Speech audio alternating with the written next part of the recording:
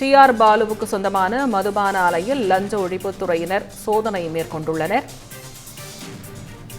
மேலும் விவரங்களை பதிவு செய்வதற்காக நமது செய்தியாளர் ஜெகதீஷ் இணைப்பில் இருக்கிறார். வணக்கம் ஜெகதீஷ். தற்போது டி.ஆர். பாலுவுக்கு சொந்தமான மதுபான ஆலையில் லஞ்ச ஒழிப்புத்துறையினர் சோதனை மேற்கொண்டு வருகின்றனர். இந்த சோதனையில் ஆவணங்கள் ஏதேனும் கைப்பற்றப்பட்டதா? முழுமையான விவரங்களை பதிவு செய்யுங்க. வணக்கம் திவ்யா.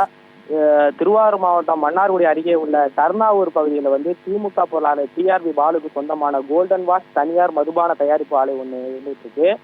இதுல கடந்த 2 மணி நேரமாக லஞ்ச ஒழிப்புத்துறை ஆய்வாளர் சித்ரா தலைமையில ஒரு 10 பேர் கொண்ட அதிகாரிகள் கொண்ட ஒரு அமைப்பு தீவிர சோதனையில ஈடுபட்டு வந்துட்டு இருக்காங்க.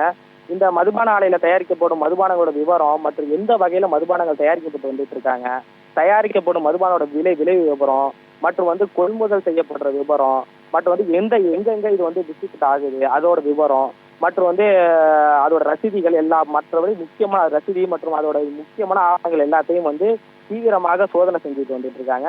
இதுவரை எந்த ஒரு ஆவணமும் இது வரைக்கும் கிடைக்கல. இப்போதைக்கு தற்போது சோதனையில மிகவும் தீவிரமா சோதனை தான் மட்டும் நடந்துகிட்டு இருக்கு. தற்போது பாத்தீங்கன்னா தமிழக வெற்றி கழகம் ஆட்சி அமைஞ்சதுல இருந்து திமுகவோட முன்னாள் அமைச்சர்கள் மீது தீவிரமா ரைடு லஞ்ச ஒழிப்புத்துறையினர் ரைடு மேற்கொண்டு வந்துட்டு இருக்காங்க.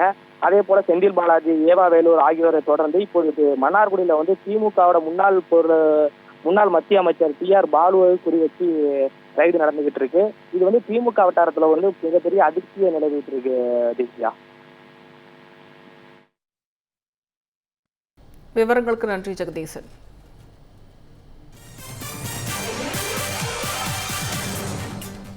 இந்த மாதிரி யூஸ்ஃபுல்லான இன்ஃபர்மேஷன்ஸை தெரிஞ்சுக்க தமிழ் ஜனம் சேனலை சப்ஸ்கிரைப் பண்ணுங்கள்.